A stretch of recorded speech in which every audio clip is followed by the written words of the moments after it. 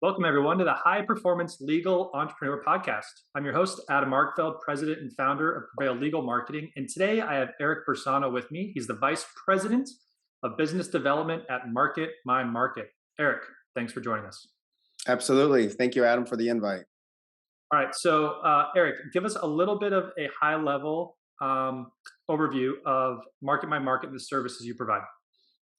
So, Market My Market, just to give you a high level view of it, would be kind of the genesis of it, which is our co founders, Chase and Ryan, who noticed a hole in the market. Ryan specifically had worked at several law firms throughout Florida in very competitive markets, personal injury, criminal defense, and saw as kind of a conduit between SEO companies and himself that there was a gap in what was being provided. So Ryan took it upon himself to learn SEO, to be able to do these types of performances and tracking on his own, and had a lot of success. So with that, he took that to Chase, who's the other co-founder, and said, "Hey, I think we've got something here. There's a big gap in the way that SEO is being performed, and that the way that it's being transferred over, as far as the not transferred over, but the information that's being transcribed to the attorneys. Because at the end of the day, attorneys are really only interested in one thing: how many new signed clients am I getting for the money that I'm paying?" As opposed to being overwhelmed with traffic reports and pages of content, which is all part of it, but really distilling it down to what you're going to get for the investment that you're making on a monthly basis with SEO. Great. So, I want to start with just hearing about the mindset that you believe attorneys need when it comes to SEO. And what is the mindset that, your highest performing attorneys have? How do they think about SEO, and what's their approach? Because it's sort of a challenging marketing vertical. I would say it's one of the hardest because results can be fuzzier sometimes, and it takes time. So tell me a little bit about mindset. Yeah. So the mindset of an attorney has to be that they need to believe that SEO is a solution for them. I used to try to convince people, hey, SEO is great. SEO is going to be good for you. But that's a really hard hill to climb. Number one, SEO takes a long time. So to convince somebody who says, I've never gotten a client from the web, and I'd say that's right, because you don't rank anywhere on the web except for your name or your law firm. And sometimes barely do they rank for that. So I've given up on trying to convince somebody that SEO works. Typically, the people that come to me with a mindset is either they did SEO in the past, they were early adopters and just whatever they did worked. And then they got surpassed by people who did it better or smarter. So they know that there's something there. Or they were at a bar association meeting, they're at a conference, and they talked to a really successful attorney and said, well, how are you getting all your business? Well, we have a really great online presence. Then now they have belief. So it's not me trying to convince them that SEO works. So the number one thing for an attorney is they really have to believe that it works. And then the second step is you've got to go out and find a firm that you trust, whether that's Market My Market or not. There's a lot of people that are out there. And my old saying is, in order to set up an SEO company, all you need is a laptop, a Wi-Fi connection, and a phone, and boom, you're an SEO. So finding somebody that you trust can show, a longevity of being able to do SEO in competitive markets. As you mentioned, the legal world, in my mind, is probably the most competitive, and that's backed up by pay-per-click terms on Google. There was a sheet that went around 3 or 4 years ago that showed out of the top 100 most expensive keywords in Google AdWords, I think 80 of them were around the legal field: personal injury, mesothelioma, truck accident, wrongful death. So it's very competitive.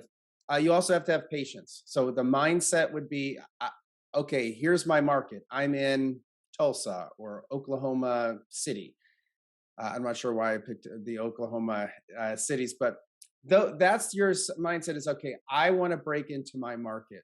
And you can either try to be a big fish in a small pond, meaning pick a niche, say, okay, I'm personal injury, but I'm going to really focus on dog bites or wrongful death.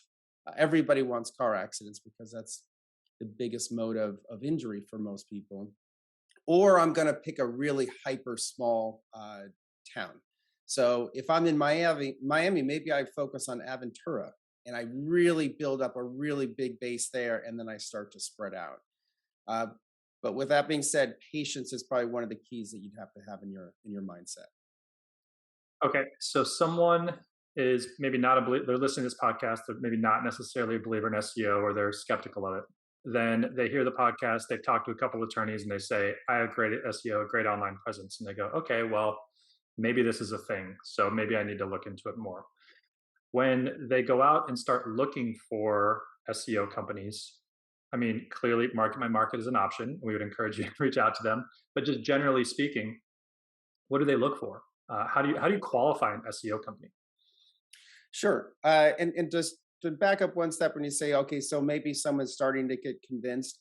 One thing I do tell people when they're saying, well, I'm really not sure if this is for me, I'll say, okay, do a Google search in your market and see who ranks in the top three. See if you recognize those. See if any of those firms have referred you cases. Because what I hear over and over in my industry is, I'm a better trial attorney than all these guys. I've been doing this for 20, 25 years. And this person who's never seen the inside of a courtroom is referring me cases and taking a big fat referral check on the back end. Right. Do some Google searches for those cases and see where that person is showing up. So that's kind of where I start with all right, there's something to it. And that person who's showing up in the top three is fighting tooth and nail to be there. So that's where I usually start the conversation. And now to go on how to vet somebody. Number one, I'd say uh, look for the best company that you can find. And what I mean by that is just because you're in Denver doesn't mean you need to look for a Denver SEO company. If you find one that's there, that's great. That's great. But the world is online these days. Don't settle for somebody who's proximity close to you, but may not have the skill set. Look for a specialist. We do legal marketing. Now, if you find somebody who says that they're an SEO and all their clients are doctors and dentists and accountants, that is a completely different focus. So we've spent years developing resources that are all legal focused, because the way Google looks at things is, I want, when I see a link or when I see information, I want it to be authoritative, meaning Google has a lot of respect for that website. So, if you were to take a website like WebMD, Google has a ton of respect for that website. Well, if you take another website on the other end of that, it's a blog that's been up for 3 weeks, that's not very authoritative. No matter how great that article is on coronavirus, it's not going to hold a candle to WebMD. And then relevancy. Relevancy is how close are those links and is that content to your practice area. So if we're talking about a website that has everything to do with legal, like a FindLaw or an Avo, that's relevant. So building up those relevant resources by being really niche, which we are in the legal world, is step two. The other thing is make sure that they've had success in other similar practice areas and geographies. So if you're in Houston and the person you're talking to is showing you results for, Fresno or, some small town in the middle of nowhere, Arkansas, that's not going to be really relevant to your really hyper competitive market. So compare and contrast. One of the things I hear all the time when people are vetting different SEO companies is either you're all saying the same thing, how do I know what to trust? Or all of your proposals are so different, I don't know how to compare apples to apples. So at some point, you've got to go off your gut feel after you've checked off those first three boxes. Yeah, I think what, as a marketer myself, we have a similar specialty in pay per click that you have in SEO, and I tell everybody, whether they're friends or prospects or whoever, if you're looking for a marketer for to do something specific, make sure they have a lot of experience in your niche and ask them to see results. And just the exact same things that you said, because if they don't have experience and they don't have results, then they're just going to learn on your money. And they may fail and they're going to be okay with that because they're still going to get paid. And, they're not going to feel good about it. It's not like they're bad people, but they're just going to be learning on your dollar. And the next person's going to have a little bit better results. Next person's going to have a little bit better results, but you're going to be the first person with the terrible results. Yeah, now it's a good point. And the hardest part about SEO, and and I think you can attest to this because you're in PPC. There's so many things that are complete inverses. Like PPC, I tell people to do all the time because if you need clients right now, PPC is great. You can get your ad campaign up quickly. You can start getting leads. You can start getting cases. SEO is different. So if I call somebody and they say, "Oh, I've been with my SEO company for 3 months and I haven't even seen one client yet," I'm like, "All right, to be fair, they need at least 6 months." And in a hyper competitive market, and there's actually a Google blog, a Google person is saying in a competitive market, it could take 9 months to a year. So if you're in an LA, Houston, New York, Chicago, those are just where the expectations is. Now, that's the valley of doubt. Okay, Eric, I hired you. It's been 3 months and I'm not seeing any cases yet. What's going on? That's where that trust has to come in. And I always tell people up front, here's what you can expect. You can expect to see your rankings improve, but not see really good cases come until you get to the top half of the first page. But I'm hoping that the data that I'm showing you in that 6 month period of time is at least buying your trust that we're going to get you there because it's never an overnight success story with SEO. Now, the valley of doubt, I like that. You got to be in the valley of doubt for maybe 6 months. So let's say someone hires a company and after 6 months, what's like a reasonable expectation? I mean, how if I'm sitting there 6 months later and I'm like, okay, I've done this, I've gone through the valley of doubt. What can they expect? I mean, is it a couple extra leads a month? And I know this is a super hard question, but these are the questions that people are trying to figure out in their mind as they're talking to SEO companies and trying to go down this route. Yeah, it's a great question. It's a very common question, and it's a 100% fair question. If I'm an attorney and I'm going to trust you with my marketing budget, and you're telling me it's going to take me 6 months to get there, what are my expectations? So what I'll typically tell people is as you see the competitive keywords that you're ranking for climb, you're going to start to get more phone calls, but you're probably going to have really low quality cases because now you've gotten to a point where you're in the ball game, but you're not high enough on the first page that you're getting the first bite at the apple.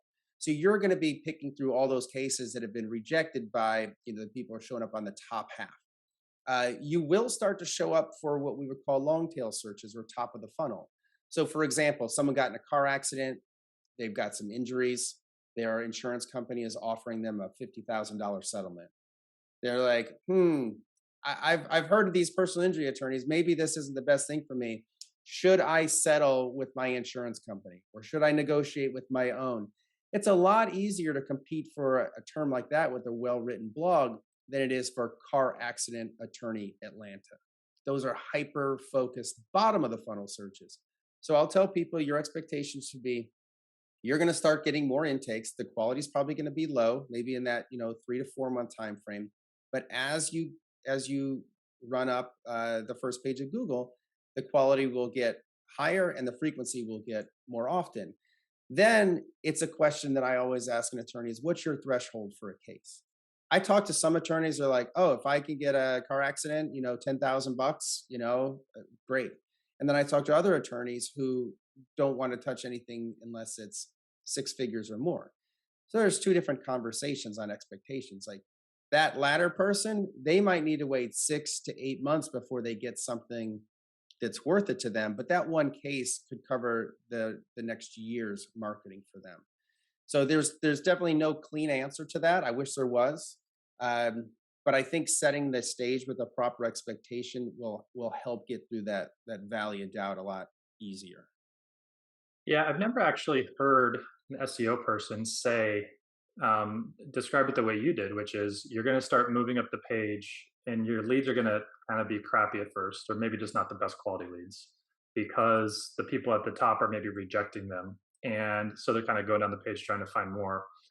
And then as you break into the top three, five, whatever the number is, then they get more quality. I mean, that's really interesting because I could see someone saying, I'm getting more leads, but they're crappy. They're, oh, great, I'm getting more leads, but they're not good leads. And it makes sense, like logically makes sense. And I think a lot of times with SEO, sometimes things don't logically make sense when they're described because it's such a weird sort of space. So I like that. Yeah, and it's unfortunate. I do this. I've been working in internet marketing since 2006, and I still do a Google search and don't go past the fifth result. I Yes. just assume Google is going to find me the best result. Now, I know how silly that is because I work in the legal industry and I know some of the best trial attorneys in the country. And I could do a Google search in their hometown and they don't show up in the first 5 pages. So I know factually that Google isn't always presenting me with the best information, but it's just built into us at this point because Google's been part of our lives for so long that, oh, Google's a search engine and it's going to show me the best result in the top 3 or 4. So that's what will happen. And I'll talk to attorneys all the time and I'll say, oh, you got 10 intakes. And they're like, oh yeah, that person is just cutting and pasting. They're the same intake form because they're just trying to find somebody to take their case. So with the it's a game in which the victor go all the spoils. So the people who are showing up in the maps in the top 3 to 5 positions in Google are getting all the cases. You can be at the top of page 2 for every single term that you want, and you'll get 0 phone calls. It's just the nature of how Google works. Mm. Great stuff. Okay, so let's move on a little bit to SEO strategies that are working today. They seem to change a lot. What are some of the foundational strategies that you're doing with attorneys that are driving traffic to them and building up? Okay, so I'll start out by being super boring and repetitive. Everybody talks about content. Content is still important. The number one thing I tell people with content is don't try to fool Google. Google's very explicit in what they want. They want high quality original content. So if you're going to create a page, I would rather somebody spend 10 hours on one really well defined car accident page specific to your city, specific to the road, specific to the state, then pump out 10 garbage blogs, just repeating about a car accident story that was written by, 5 of your local newspapers. So be really, really dedicated to providing that good content. Now, when we're talking about some of the latest things that Google is looking at and employing, one is Core Web Vitals, which is a change to their algorithm that is really looking at a couple of different things. And this is the on-site portion of SEO. So there's 3 ways you can really affect your rankings. One is on site, your website. How well does it perform? And I'll get a little more detail in a second. Content. If the page doesn't exist on your website, you're not going to be found for it. So if you list car accidents, medical malpractice, nursing home, and you just got 10 bullet points, you're competing against somebody who's got an entire 1,500 words on bed sores or an entire, 2,000 words on surgical errors. So you've got to have that content on the website. And then you need to have those high value, authoritative, relevant links to that website. And that area can get murky as well. But let's get back to your main question, which was what are these things today? So what Google is looking at now is user experience. And what that means is how easy is it for me to use the website? And because over 80% of all searches are done on a mobile phone, your organic rankings are all based on your mobile performance. So how quickly does that website load? What's the length of time for my first interaction? Do you have annoying interstitials, which is I pull up your website, I'm on your car accident page, and boom, up pops an ad. Or, can we help? Chat with me. Those are things that Google really doesn't like. So what we're looking at is how easy is it to navigate from a mobile phone? Can I get to any page within a couple of clicks? And then some of the more sophisticated things Google will look at is time on site. Will they go to more than one page? If they're comparing my car accident page in Oklahoma City to 5 of the competitors and they're on my page 20% longer, in that case, that's going to be a better valuable page. So without Google using humans, which they can't do, without just going off of links, they're using all of these, what they call user experience or UX to figure out which one of these websites is going to be more user friendly. Hmm. And okay, talk to me a little bit about the content. And if someone's considering like wanting to do some of this on their own, or they're just wanting to start ad content. You said quality is better than quantity, which makes sense. Is there a frequency thing? Is there a length conversation? Just like real, like tactical. If someone's saying, "Hey, I have a marketing manager. I want them to write this content." What's a reasonable amount for expectations? that they should be looking for? Yeah, so we typically say, as a rule of thumb, you don't want any page to be less than 500 words. And then we'll have what we'll call kind of our practice area pages or our tent poles. So your personal injury overview. A lot of times, what we'll do if we take over a website and their page is really good, well written, 500 to 750 words, over a couple of months, we'll build that up to say 1,500 words. And one of the reasons we'll do this is we'll look at who's ranking in highly competitive uh, markets and see how many words do they have on their page. How many times do they use the keyword that we want to target? What type of images do they have? What's their load speed? What are some of their core web vitals? And we'll kind of use that as our benchmark. Okay, we see in Chicago, in order to rank for wrongful death attorney, the average person in the top 5 has at least 1,200 words. Okay, that's not the only thing you're going to aim for, but we're going to try to use a little bit of reverse engineering. But the other thing that we do when we're writing content is we want to write a page. Each page that you write is written for one search term. So we're not trying to write a page in Chicago that also ranks for Naperville and Skokie and Gary, Indiana. You can't have it all. So if you're going to write a page of content, be hyper focused on that term. So if you're writing a page for slip and falls, and then you're going to target a geography with that. And what we like to do is just start out with a really well written and researched page of content. And by researched, I mean in the South, somebody might say car wreck. In the Northeast, they might say car crash. On the West Coast, they might say car accident. And there's tools that you can use to find out how people search in specific areas. And we want to use all that knowledge to create a page that's really going to focus on 2 audiences: Google, because we want it to rank, and then the potential client, because we want it to convert. We're never going to have as much knowledge on the law as an attorney. So we'll typically want them to be the arbiter of what they legally want to say, and then add in their experience. So if we provide you a page that has 750 words, if you add another 250 to make it that much better, now you've got a really good page. Nice. I love the approach of, you want to rank for a term, let's say car accident, whatever, highly competitive.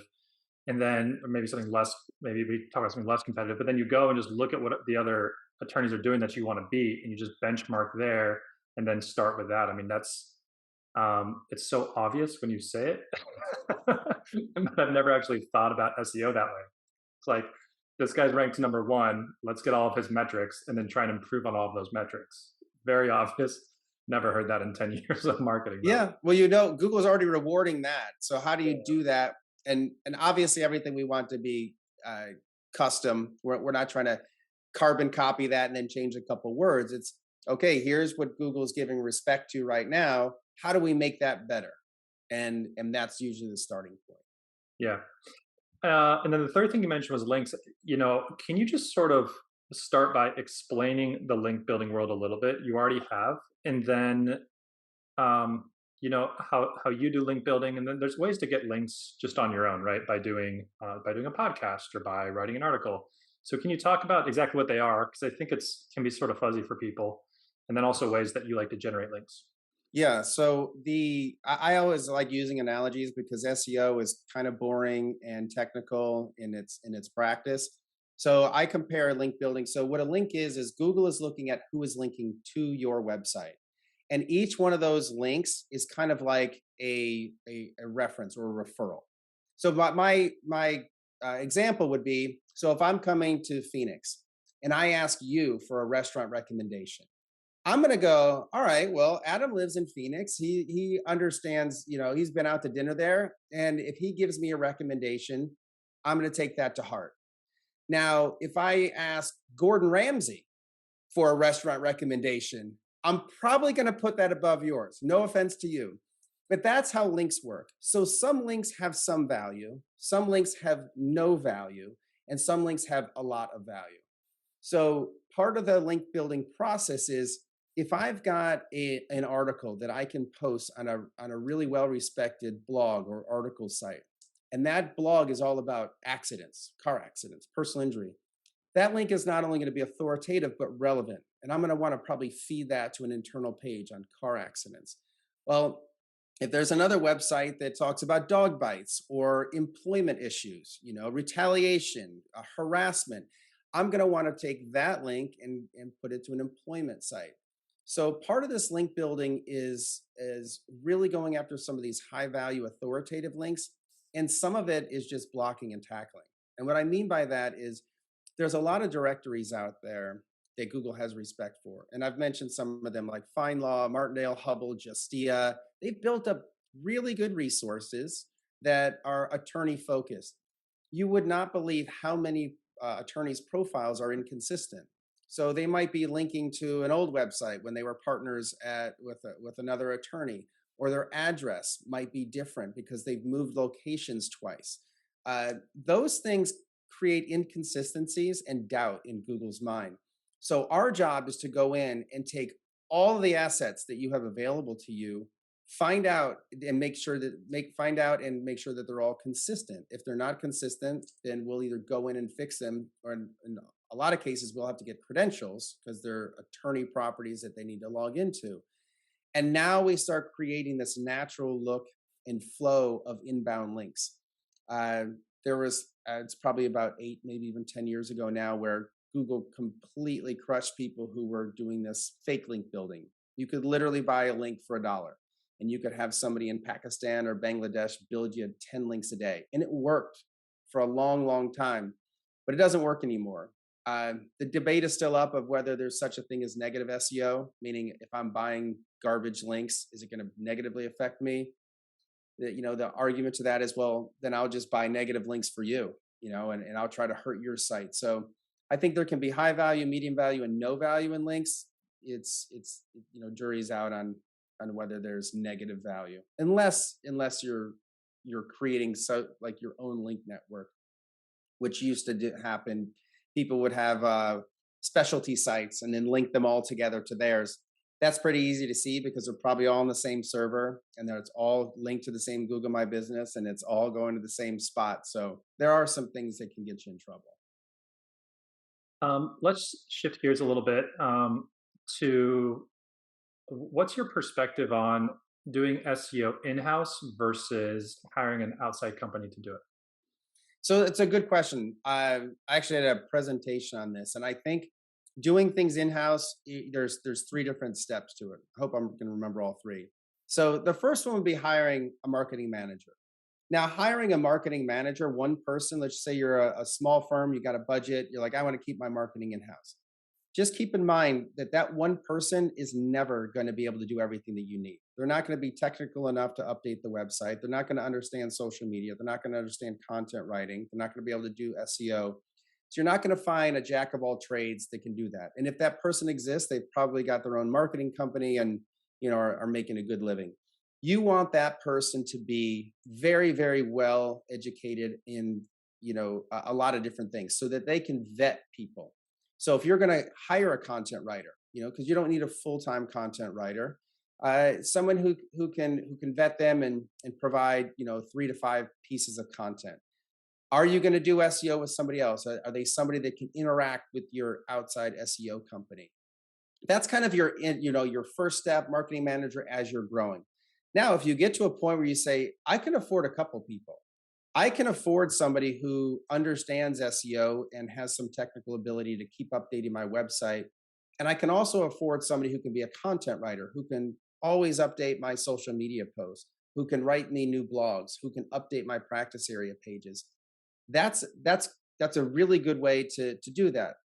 The negative side is, how are you, who is an attorney, going to vet a really good SEO person or a really good content writer? The writer thing is probably a little bit easier, but again, these writers need to have a background in how to research the information that they're writing.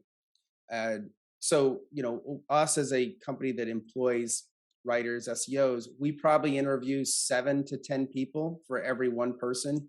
And we're now a nationwide company, meaning we're all working from home. So we're picking the best people in the country, not just the best people who are in, Orlando, or, now one of our offices is in Austin. So I don't think it's a bad idea at all. And there are some really good firms that have some really good in-house marketing teams that are 100% focused on them. but it's not as simple as hiring one person, and it's not as cheap as you might think. Yeah, that's really a common scenario I see where you want to do SEO and pay per click, and then just whatever else the firm is doing, events or website, whatever. And they hire one marketing person and just spread too thin, and nothing moves forward.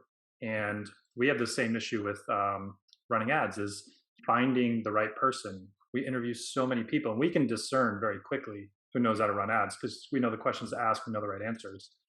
But if you're a marketing manager hiring someone and you don't know those, or you're an attorney, that's really hard. Just like I would not be able to ask an attorney questions to vet how qualified they are. It's like I'm hiring attorneys for whatever I need, and I don't know if they're good attorneys. I mean, how do you vet an attorney? I have no Yeah. It's idea. obvious if you use that example, or even a mechanic. I mean, if I was to hire a full-time mechanic, which I don't need, I would have no idea. I would have, besides operating the seatbelt, that's about as far as my technical expertise goes in cars. So they could tell me a fluffy story about how they're the best mechanic in the world, but I'd never be able to vet that. Right. What do you see as where do you see do you see any changes in the SEO industry coming? Do you well, let me just leave it at that. Do you see any changes over the next several years, or has it been changing currently? What's the future of SEO right now? Yeah, I think the mobile experience, I think, in my mind, is the one of the things that companies like ours, or our industry as a whole, needs to get. We're going to be getting more sophisticated. I always tell people I think the legal world is about 5 years behind. The the regular gizmo world. So if you're going to see like a website, like just say Nike's website, or somebody who's selling to consumers, they're going to be at the front end because they're talking really high volume, and there's billions of dollars at stake. And then that kind of trickles down to law firms that are going to be a little bit more conservative in their approach. They're not going to be the first ones to raise their hand and say, hey, let's completely reinvent my mobile website. But as we see trends in some of these consumer focused websites and the way that they're doing things, that will start to trickle in. And you'll get early adopters in law firms who I can show an example of, hey, check out this consumer based website and how they're interacting. Some of the things like, I used to be kind of a naysayer on the click to chat, but then I found myself on hold with AT&T and them suggesting their chat, and I got my service done, whatever I needed done within 5 minutes. And I didn't have to sit on hold for 20 minutes. So that was something new that now almost all attorneys have click to chat. And now it's actually going to AI click to chat, where you can program in your choose your own adventure of, do you have an estate planning issue, or do you have a business litigation issue? Boom, boom, boom, boom. Here's the person that you need to contact. So things like that, where you're making it, think about the mobile experience. No one wants to type in a bunch. No one wants to read 1,000 words, even though we need to have those words on there to rank. You want information bite size, and then you want action. I want to contact this person. I want to call this person. I want to text this person. So I see the mobile experience being the biggest thing that's going to change. Uh, and then one thing I'll kind of add that I think piggybacks onto that is, there's always a conversation about SEO is going away, SEO is dead. There's LSAs, there's PPC. And I think there's a place for LSAs. I think there's a place for PPC. But the one thing I always tell people is Google is not the number one search engine because they have the best ads. They're the number one search engine because people trust them the most, and they trust them with their organic. So I think there's always got to be this healthy balance between running PPC ads, which people will happily click on a PPC ad if it fits their search. So, and then they'll happily, search, they'll go below the PPC ads if they're trying to get information. And that's really where our blogging strategy and practice area strategy and content strategy falls in. Yeah, and there's also plenty of people that just don't like clicking on ads. They just have an aversion to it, and I'm pretty sure my wife is one of them. And they say, I don't want to click on an ad. And I'm like, to me, I'm like, well, an ad just means that they have budget to spend. And, but they actually trust the organic rankings a lot more. And which is sort of funny considering what you were saying earlier, which is, there's still a game being played in the organic rankings, and it's not always the best result, but the attorney's not putting their best foot forward. And that's just sort of the way it is. But Yeah. Well, great. Well, before we wrap up here, can you tell us just a little bit more about Market My Market and how you feel you have a differentiating space in the SEO? I mean, you've provided tons of value, so I want people to know a little bit more about your business before we close out the podcast. Sure. Thanks again for having me and the opportunity to kind of tell you a little bit more about Market My Market. So the biggest differentiator in us is we've really built a team around a bunch of processes, and and the reason that these processes are important is if you're just kind of winging it each month, you're not necessarily going to have a focus. So everybody who comes on board with us gets a 30, 60, and 90-day plan. We say within those 90 days, what we're going to do to the website, what content that you're going to get, and the SEO that we're going to perform. And it gets hyper detailed. Most attorneys, I doubt, go through the entire document, but it's hyper detailed. And then we hook you up with a full-time account manager. And that account manager is going to schedule in the beginning a conversation every 2 weeks and go over all of the things that have been happening, the good and the bad. So when we take over a website, the fact of the matter is we're making so many changes, you're going to see some really positive things and you're going to see some things dip. And we'll have explanations for those. So most people will provide a report and say, hey, here's a Google report. It gets automatically generated every month. Have at it. We'll take that report and dissect it and go through you with, we just had one last week where we had a 30% dip in traffic. Well, when we went back to the month prior, there was one day there was an enormous amount of traffic that came from bots. So there was a whole bunch of bots that were checking the traffic. We could show where the traffic came from. It wasn't from legitimate sources. And then it kind of leveled out. So if we were to just send a random report, they might think, oh, wow, we're not getting as good of a service, or we're starting to decline in our traffic. Whereas we're really pouring extra time in to make sure that you see the value that's being provided and the expectations that we set are being met. And everything is transparent with us. So there's 24 access to your rankings, your traffic. And when I say rankings, like you'll be able to see all the search terms that we're tracking for you, whether that's estate planning, divorce lawyer, where you rank now and where you ranked over the last 90 days. So it's a hands-on approach. It's a complete transparency and holding ourselves accountable to the expectations we set. Yeah, and transparency in your space is just so incredibly critical because people can lock up a 6-month agreement and provide very little information. I mean, I've seen emails with like screenshots of rankings and like just so you know hodgepodge, just like stuff thrown together, and it's like this is my SEO report, like an email with screenshots, and then like Right. everything's always good too. Like every number's green and going up, and I'm like, there's no possible way. This is Yeah. yeah, so I really appreciate that. I think that's great. And then the website is marketmymarket.com. Is that right? Marketmymarket.com. Correct. Great. Eric, thank you so much for joining us. Really appreciate the time and the value. I mean, I learned a ton from this, and I've known about SEO for a lot. I mean, I've known a lot about SEO, but I learned a lot of things. So thank you so much. Well, thanks, Adam. I appreciate the opportunity.